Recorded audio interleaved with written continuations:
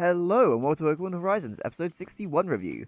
This is such a good one. We get the typical arriving in the town before the test and messing around. Find out a cool little detail about Montenovera, about how they keep candles lit to guide departed souls and how they hold festivals and concerts for those souls. I don't remember if that was lore in the game, but it sounds cool. Ryan made it out of the gym, so we head to the stage. Don't find her, so we go to eat where Terapagos gets stolen by some Drifloon. We eventually drop Terapagos, and who's there to save it other than Nemona and Pawmot? So yeah, we've got another big road battle with Nemona there.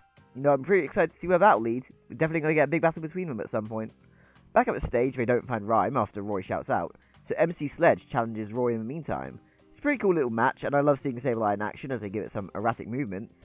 But Roy and Fuecoco have a pretty dominant hold on the match, as they dodge Shadow Claw and Power Gem, again tapping themselves up with their song. I don't think I hadn't even realised that Nemona hadn't seen them do that yet, but she seems pretty impressed that that's what they do to get in sync, and after doing so they cook Sableye in one shot. Rhyme takes the stage and starts rapping. It's a really enjoyable little rap to listen to. They uploaded a full version of it on YouTube, and the voice actor absolutely killed it. Great stuff. Roy recognises her, of course, and lets the girls know that that's a trainer that he had met before, and challenges her as soon as she asks for someone on stage.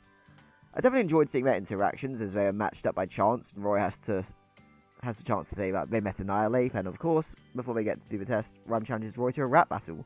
And again, they really nailed the writing and performances here. I'm sure Yuka Terasaki had gotten used to singing as Roy, but a little bit of rapping that Roy does here flows so well.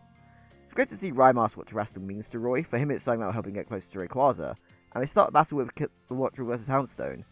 It's great to see it in action, but it does make you wonder if Roy's done any training with him, as Dot's surprised at Kilowattrel's speed, as it batters Houndstone with the Sparks before getting off guard by Phantom Force and Crunch. I don't really love how quick Kilowattrel went down here, even though I think we kind of knew this battle was about Fuecoco since Rhyme sensed the potential he had in Wattrel's Focus episode, which he's also excited to see here as Fuecoco takes the field.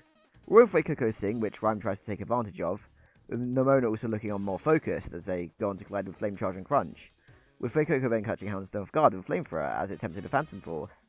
At least Kilowattrel going down meant that he was aware of how to counter Phantom Force, but yeah. So Roy definitely gets a bit overconfident, feeling like the two are unbeatable together, before Rhyme asks about what singing together means to them. Roy sees it as something that gets them stronger, but I feel like he's missing something that binds them together and connects them.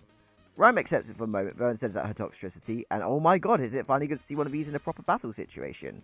I know we did see one in the fight in Horizon before, but in a gym scenario like this, it's a bit more action than it would have got before. Nemona calls out the singing tactic being used again before Toxtricity counters Fuecoco's attacks with Overdrives and Boom Bursts.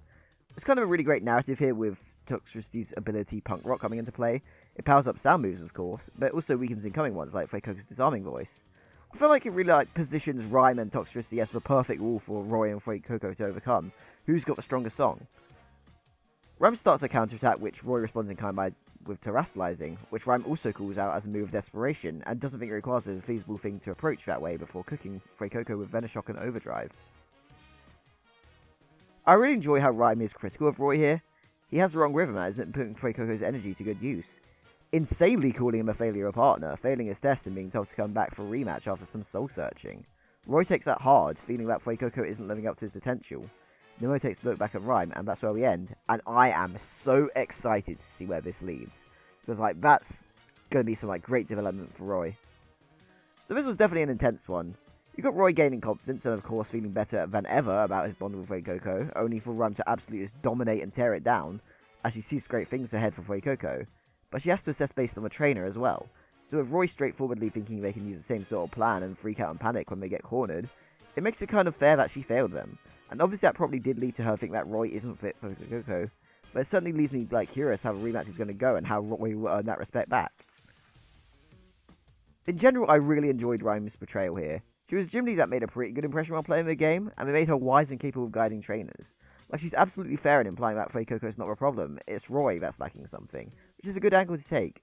The fact that she didn't need to Terastalize to win is absolutely going to contribute to knocking Roy's confidence down again, and making him realise that he is missing something. Roy shouldn't be freaking out at this point. He's getting experience as a trainer, and the Terastal wasn't really timed well at all.